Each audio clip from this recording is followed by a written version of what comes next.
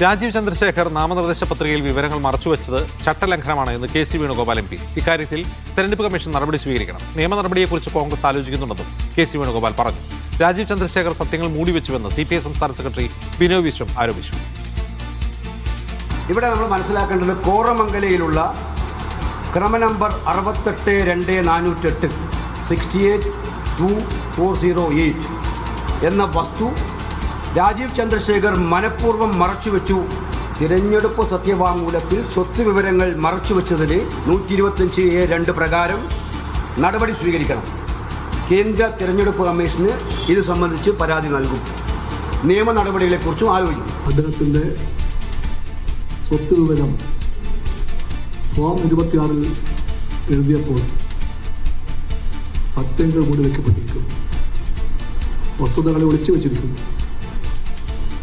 അദ്ദേഹത്തിൻ്റെ 200 കോടി രൂപ മൂല്യമുള്ള സ്വത്തുക്കളെ പറ്റി അതിനകത്ത് മൗനം പാലിച്ചിരിക്കുന്നു. സുനിൽ ഐസക് വിവരങ്ങളുമായി ചേർന്നു. സുനിൽ, എന്താണ് ഈ നാമനിർദ്ദേശ പത്രികയെ പറ്റിയുള്ള LDFന്റെയും UDFന്റെയും ആക്ഷേപം? നേമത്തെ BJP സ്ഥാനാർത്ഥിയും പാർട്ടിയുടെ സംസ്ഥാന അധ്യക്ഷനുമായ രാജീവ് ചന്ദ്രശേഖർ നാമനിർദ്ദേശ പത്രികയ്ക്കൊപ്പം സമർപ്പിച്ച സ്വത്ത് സംബന്ധിച്ച സത്യവാങ്മൂലത്തിൽ പൂർണ്ണമായും സ്വത്ത് വിവരങ്ങൾ രേഖപ്പെടുത്തിയിട്ടില്ല എന്ന ആക്ഷേപമാണ് ഉയരുന്നത്. ആദ്യം യൂത്ത് കോൺഗ്രസിന്റെ നേതാവ് നേമം ഷജീറാണ് ഇത്തരമൊരു ആരോപണം ആദ്യമായി ഉന്നയിക്കുന്നത്. അതിൽ പ്രധാനമായും ഉയർത്തിക്കാണിക്കുന്ന വിഷയം അദ്ദേഹത്തിന് ബാംഗ്ലൂർ നഗരത്തിൽ തന്നെ കോറാമംഗല എന്ന് പറയുന്ന സ്ഥലത്ത് 1.7 ഏക്കർ സ്ഥലത്ത് ഒരു വലിയ വീടുണ്ട്. അതിന് നിലവിലെ വിപണി വില അനുസരിച്ച് ഏതാണ്ട് 200 കോടി രൂപയോളം മൂല്യമുള്ള ഒരു വീടാണത്.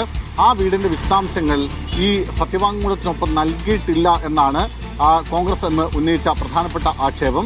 അക്കാര്യം ഉന്നയിച്ചുകൊണ്ട് ഭരണാധികാരിക്ക് കോൺഗ്രസ് പരാതി നൽകുകയും ചെയ്തിരുന്നു. പക്ഷേ അതിനൊരു കാരണമായി അവർ പറയുന്നത് കഴിഞ്ഞ ലോക്സഭാ തെരഞ്ഞെടുപ്പിൽ മത്സരിക്കുന്ന സമയത്ത് ഈ അന്ന് നൽകിയ സത്യവാങ്മൂലത്തിനൊപ്പം വീടിന്റെ വിശദാംശങ്ങൾ നൽകിയിരുന്നു. അന്ന് വീടിന്റെ കരമടച്ച റെസീറ്റ് അടക്കം ഇതിനൊപ്പം സമർപ്പിച്ചിരുന്നു എന്ന് കാണിച്ച് അതിന്റെ രേഖകളടക്കമാണ് ഇത്തരമൊരു ആരോപണം കോൺഗ്രസ് ഉന്നയിക്കുന്നത്. പക്ഷേ ഭരണാധികാരി ഇന്നലെ അല്പസമയം അത് സൂക്ഷ്മ പരിശോധനയുടെ സമയത്ത് മാറ്റിവെച്ചെങ്കിലും പിന്നീട് തർക്കമുയർന്നതിനെ തുടർന്ന് അല്പസമയം മാറ്റിവെക്കുകയും പിന്നീട് അത് സ്വീകരിക്കുകയുമാണ് ചെയ്തത്. സ്വീകരിച്ചതിനെതിരെയാണ് ഇപ്പോൾ ഭരണാധികാരിക്കെതിരെ തെരഞ്ഞെടുപ്പ് കമ്മീഷന്റെ നിലപാടിനെതിരെ അതിശക്തമായ വിമർശനവുമായി ഇപ്പോൾ കോൺഗ്രസും CPIയും രംഗത്തെത്തിയിരിക്കുന്നത്. KC വേണുഗോപാൽ പറയുന്നത് കേന്ദ്ര തെരഞ്ഞെടുപ്പ് കമ്മീഷന് പരാതി നൽകും. ഒരു കാരണവശാലും ആ പത്രിക സ്വീകരിക്കാൻ പാടില്ല, അത് അംഗീകരിക്കാൻ പറ്റാത്ത കാര്യമാണ്. അതിനെതിരെ നിയമപരമായി പോകും. തെരഞ്ഞെടുപ്പ് കമ്മീഷൻ മാത്രമല്ല കോടതിയെ സമീപിക്കുന്ന നിലപാടാണ് KC വേണുഗോപാലും കോൺഗ്രസ് പാർട്ടിയും സ്വീകരിച്ചിരിക്കുന്നത്. അതിനൊപ്പമാണ് ഇപ്പോൾ CPIയും സമാനമായ ആരോപണം ഉന്നയിച്ച് രംഗത്തെത്തിയിരിക്കുന്നത്.